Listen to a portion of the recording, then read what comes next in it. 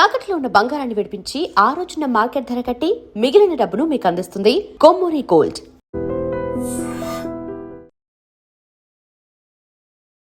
నమస్కారం, welcome to iDream media. నేను మీ సంగీత. మీరు గనక డ్రంక్ అండ్ డ్రైవ్ కేసులో గనక దొరికినట్లయితే మీ ఉద్యోగం ఉండొచ్చు, ఉండకపోవచ్చు. ఎందుకంటే ట్రాఫిక్ పోలీస్ వారు ఇక మీదట కొన్ని చర్యలు చేపడుతూ ఉన్నారు. గతంలో అయితే ఎలా ఉండేది, ఒకవేళ డ్రంక్ అండ్ డ్రైవ్లో దొరికితే మీ యొక్క ఫోటో తీసేసి వాళ్ళు ఒక డేట్ ఇచ్చేసి కౌన్సిలింగ్ ప్లస్ తర్వాత కోర్టుకు అటెండ్ అయ్యి ఫైన్ పే చేయాలి అని చెప్పేసి చెప్పడం జరిగింది. కొన్నిసార్లు రిపీటెడ్గా చేసిన వాళ్ళైతే ఒక రిమాండ్కి పంపించడము ఇలాంటివి కూడా మనం చూసాం. అయితే దీంతో ఇంత పెట్టినా సరే డ్రంక్ అండ్ డ్రైవ్ కేసులు ఎక్కువగానే మనకు నమోదవడం జరుగుతుంది. ఎక్కువ మంది ఇలాగే ట్రావెల్ చేస్తున్నారు అని చెప్పేసి భావించిన ట్రాఫిక్ పోలీస్ వారు ఒక కొత్త ఆలోచనతో ముందుకు రావడం జరుగుతుంది. అదేంటంటే ఇక మీదట ఎవరైనా డ్రంక్ అండ్ డ్రైవ్ కేసులో దొరికితే వారు పని చేస్తున్న కంపెనీకి కూడా ఇన్ఫర్మేషన్ ఇచ్చి వీళ్ళపైన ఇలా drunk and drive case, criminal case ఒకటి ఫైల్ అవ్వడం జరిగింది అని చెప్పేసి వారికి ఇన్ఫర్మేషన్ ఇస్తే ఐటీ ఉద్యోగులకు కొంచెం ఇబ్బందికరంగా మారే అవకాశం ఉంటుంది. తర్వాత ప్రైవేట్ కంపెనీస్లలో కూడా పలుమార్లు ఇలాంటివి ఉన్నాయి అని చెప్పేసి కనుక కాల్స్ కానివ్వండి, మెసేజెస్ కానివ్వండి, పోలీస్ డిపార్ట్మెంట్ నుంచి వెళ్ళింది అని అంటే ఇలాంటి పర్సన్ని మన కంపెనీలో పెట్టుకుంటే బ్యాడ్ నేమ్ తప్ప ఇంకా గుడ్ నేమ్ రాదు అన్న ఒక ఉద్దేశం కూడా మేనేజ్మెంట్ ఆలోచించే విధంగానే ఉంటుంది. కాబట్టి జాబు ఉండొచ్చు, ఉష్మనొచ్చు, ఇలాంటివన్నీ కూడా జరుగుతాయి. కాబట్టి ఒంట్లో భయం ఉంటుంది. ఈఎంఐలు కానివ్వండి, ఇంటి రెంట్స్ కానివ్వండి, పిల్లల ఫీజులు కానివ్వండి, ఇలాంటివి నిత్యావసర వస్తువులకు సంబంధించిన ఖర్చులు కానివ్వండి, ఇవన్నీ దృష్టిలో పెట్టేసుకొని ఉద్యోగం అనేది చాలా ఇంపార్టెంట్. కాబట్టి ఇక మీదట మనం ఇలాంటి తప్పు చేయకూడదు అన్న ఆలోచన కొంతమందికైనా వస్తుంది అన్న ఉద్దేశంతో ఇలాంటి దానితోటి ట్రాఫిక్ పోలీసు వాళ్ళు ముందుకు రావడం అనేది జరుగుతుంది. ఎక్కువగా డ్రంక్ అండ్ డ్రైవ్ కేసులో కూడా దొరికే వాళ్ళు ఎవరు అంటే ఐటీ ఎంప్లాయీస్ ప్లస్ తర్వాత డెలివరీ బాయ్స్ ఎవరైతే ఉంటారో వారు ఎక్కువ శాతంగా కూడా నైట్ పూట డ్రంక్ అండ్ డ్రైవ్ కేసులు వారిపైన ఎక్కువగా ఫైల్ అవ్వడం అనేది జరుగుతూ వస్తుంది. ఒకవేళ దొరికినట్లయితే డ్రైవింగ్ లైసెన్స్ ప్లస్ తర్వాత వారి వెహికల్ని కూడా సీజ్ చేయడము, డ్రైవింగ్ లైసెన్స్ రద్దు చేయడం అనేది చోటు చేసుకునే ఛాన్సెస్ ఉంటాయి. ఎన్నిసార్లు ఒక్కసారి దొరికారనుకోండి ఫైన్ కట్టించేసుకొని వాళ్ళకి ఇచ్చేస్తారు. కానీ ఎప్పుడైతే పలుమార్లు అదే రిపీటెడ్గా చేశారనుకోండి డ్రైవింగ్ లైసెన్స్ను సంవత్సరం పాటు రద్దు చేస్తారు. ఇకపోతే వెహికల్ మీద ఏమైనా చలాన్స్ ఎక్కువగా ఉండి పలుమార్లు ఇలాగే తాగి దొరికినట్లయితే పోలీసు వారికి బండి కూడా సీజ్ చేసే అవకాశాలు ఉన్నాయి. మళ్ళీ తర్వాత 1 year తర్వాత అది కూడా మీరు మంచి ఎలాంటి క్లీన్ షీట్ అన్నట్టు ఇంకా మళ్ళీ ఎప్పుడు తాగకుండా డ్రంక్ అండ్ డ్రైవ్ కేసులో దొరకకుండా బండి మీద ఎలాంటి చలాన్స్ లేకుండా ఉన్నట్లయితేనే మీ పైన ఏదైతే కేసు ఫైల్ అయిందో దాన్ని వాళ్ళు రిమూవ్ చేయడానికి ఛాన్సెస్ ఉంటాయి. అయితే ఇది మనకు అనుకుంటారు ఏముందిలే మనకు ఏం అవసరమో అని చెప్పేసి కొంతమంది ఆలోచన చేస్తారు కదా. ఎప్పుడైతే హైయర్ స్టడీస్ కోసం అని చెప్పేసి అబ్రాడ్ కోసం వెళ్ళాలి అని ఆలోచించుకునే వాళ్ళు ఉంటారు కదా, పాస్పోర్ట్ విషయంలో చాలా వరకు ఇబ్బందులు జరిగే అవకాశాలు ఉంటాయి. పోలీస్ వెరిఫికేషన్ ఒకటి ఉంటుంది. ఆ సమయంలో కేసులు ఏమైనా ఉన్నాయా అంటే మీ ఆధార్ కార్డ్ నెంబర్ కొట్టారు అంటే ఇమీడియట్గా తెలిసిపోతుంది.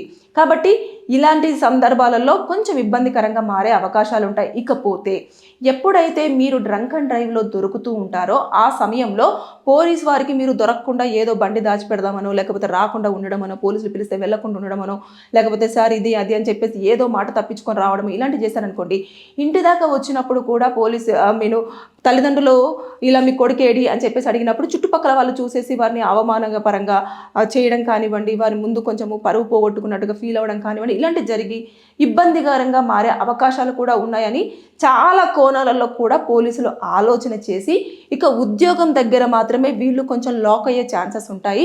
వారి రక్షణ కోసం ఎన్నిసార్లు చెప్తున్నప్పటికీ కూడా వారు రిపీటెడ్గా తాగి దొరుకుతున్న వారికి ఇది కొంచెము గుణపాఠం అయ్యే ఛాన్సెస్ ఉంటాయి అని చెప్పేసి అన్న ఆలోచన చేసింది. కాబట్టి ఇక డ్రంక్ అండ్ డ్రైవ్ కేసులో దొరికినట్లయితే యాజమాన్యానికి, వారు పనిచేస్తున్న యాజమాన్యానికి చెప్తే వారి ఆలోచన విధానంను బట్టేసి వారు ఉద్యోగంలో ఉంచాలా, కంటిన్యూ చేయాలా, లేదంటే ఫైర్ చేయాలా అన్న విషయం మీద వారు ఆలోచన చేస్తారు అని చెప్పేసి అనుకున్న నేపథ్యంలోనే ఇలాంటి దానిపైన రావడం జరుగుతుంది.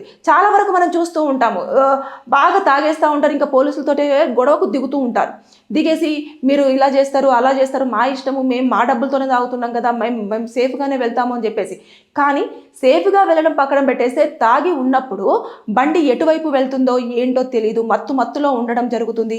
ఏదో దానికి వెళ్ళి ఢీ కొనడము, ఆగున్న వెహికల్ ఢీ కొనడము ఇలాంటివి చేసేసి ప్రమాదాలు ఎక్కువగా చోటు చేసుకోవడము, ట్రాఫిక్ రూల్స్ అనేవి పాటించకుండా వారి ఇష్టానుసారంగా వెళ్ళడము, అసలు ఎదురుగా ఎవరు వస్తున్నారు ఎవరు ఉన్నారు తర్వాత తెలియదు, వెహికల్ అక్కడ ఉందా పార్క్ చేసామా లేదో తెలియదు, తెలియదు, ఇలాంటివన్నీ కూడా చోటు చేసుకొని వారి ప్రాణాలను కోల్పోవడము, లేదంటే ఎదుటివారి ప్రాణాలకు ప్రమాదం కలిగించడం అనేది ఎక్కువగా జరుగుతున్న నేపథ్యంలోనే పోలీసులు ఇలాంటి చర్యలు చేపట్టాలి అని చెప్పేసి నిర్ణయించుకోవడం జరిగింది. ఎక్కువ శాతం యంగ్స్టర్స్ అంటే మామూలుగా చూస్తూ ఉంటే వారు ఏమనంటే చాలు నాకు ఇది పార్టీ అంటారు, ఇంకేదో అని చెప్పేసి ఇవి చేసుకోవడము, బండిని ఇష్టానుసారంగా గాల్లో నడపడము, ఇలాంటివి కూడా చోటు చేసుకుంటున్నాయి, యాక్సిడెంట్లు అవ్వడము. వీటి నేపథ్యంలోనే కొత్త నిబంధనలతోటి, కొత్త రూల్స్ తోటి ట్రాఫిక్ పోలీసు వారు ఎలాగైనా సరే ట్రాఫిక్ చలాన్ల విషయంలో కానివ్వండి, ట్రాఫిక్ రూల్స్ విషయంలో కానివ్వండి, సిగ్నల్స్ జంపింగ్ విషయంలో కానివ్వండి, రాంగ్ రూట్ విషయంలో కానివ్వండి, ఇలాంటి డ్రంక్ అండ్ డ్రైవ్ కేసులలో కానివ్వండి, పక్కడ్బందీగా ఉండే విధంగానే కొన్ని చర్యలు చేపట్టి మన ముందుకు ఎప్పటికప్పుడు మార్చి తీసుకొని రావడం అనేది జరుగుతుంది. మొన్న రీసెంట్గా ఒక పర్సన్ కూడా నాకు లేట్ నైట్ కాల్ చేయడం జరిగింది, 12:31 ఆ టైంలో చేసిన తర్వాత నా నెంబర్ మరి ఎవరు ఇచ్చారో తెలియదు, కానీ మేడం నేను ఇలా డ్రంక్ అండ్ డ్రైవ్ కేసులో దొరకడం జరిగింది, పంజాగుట్ట సిగ్నల్స్ దగ్గర నన్ను పట్టుకున్నారు అని చెప్పేసి అన్న తర్వాత ఫోటో తీశారు మేడం, మీరు చెప్పండి, నా వెహికల్ ఇవ్వమని చెప్పండి, నేను కావాలంటే మళ్ళీ వాళ్ళు చెప్పిన ప్లేస్కి నేను రోజున నేను వెళ్తాను కౌన్సిలింగ్కి, అదేవిధంగా ఫైన్ కూడా కడతాను అని చెప్పేసి అడిగాడు. కానీ పోలీసు వారు చాలా క్లియర్గా చెప్పారు, మేడం లేదు, ఇలా మేము గతంలో ఒకసారి సరే వెహికల్ ఆ రోజు వస్తారు కదా వెహికల్ తీసేసుకొని ఏం కాదులే అని చెప్పేసి మాకు చెప్పిన నేపథ్యంలో వారికి ఉన్న అవసరాల నిమిత్తం మేము ఇవ్వడం జరిగింది. అప్పుడు మళ్ళీ అంటే అతను వచ్చే వారం 15 రోజుల్లోనే 2 సార్లు మళ్ళీ పట్టుబడ్డాడు వెహికల్ తోటి.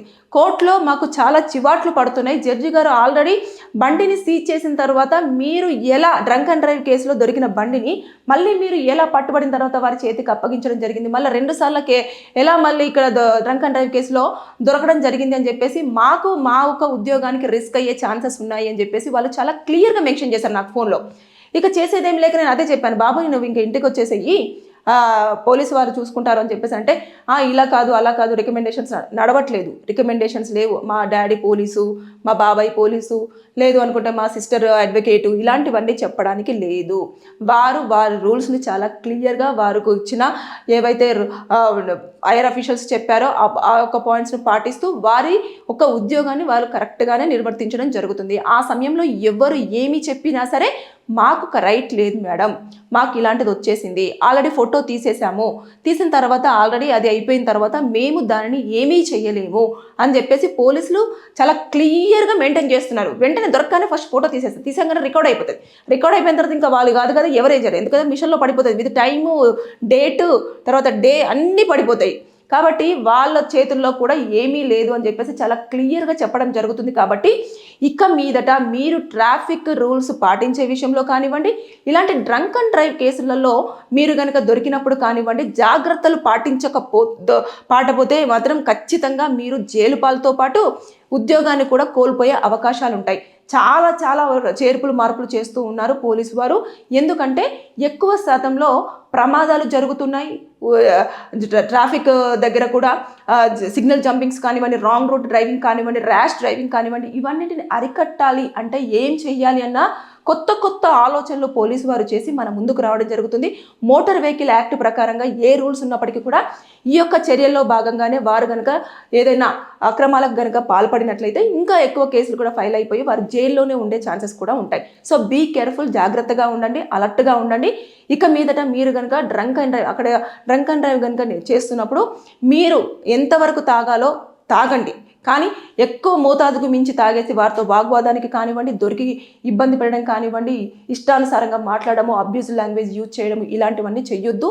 చేసిన పక్షంలో మీ యొక్క రిపోర్టు మొత్తం కోర్టుకి, అదేవిధంగా మీరు పనిచేస్తున్న కంపెనీకి కూడా వెళ్ళే ఛాన్సెస్ ఉన్నాయి. బీ కేర్ఫుల్, జాగ్రత్త. Thank you. నిజంగా ప్రస్తుతం ఉన్నటువంటి సమాజం దేనికి ప్రయారిటీ ఇస్తుంది? ఆర్థిక సంబంధాల చుట్టూ మాత్రమే తిరుగుతుంది. మళ్ళీ ఎన్నికలంగానే చాలా విరక్తి కలుగుతాం. మంచి అనిపిస్తుంది కదా, లేడీస్ కూడా ఛాలెంజింగ్ జాబ్స్ చేసినప్పుడు చాలా బాగుంటది. ట్రాఫిక్ అసిస్టెంట్స్ గా నియమించిన ట్రాన్స్జెండర్స్ అందరితో సాల్యూట్ చేయించుకుంటున్నారు. ఫుడ్ డెలివరీ ఇవ్వటానికి వెళ్ళినటువంటి డెలివరీ బాయ్ అనిల్ పై కళ్ళ ముందు పెళ్ళండి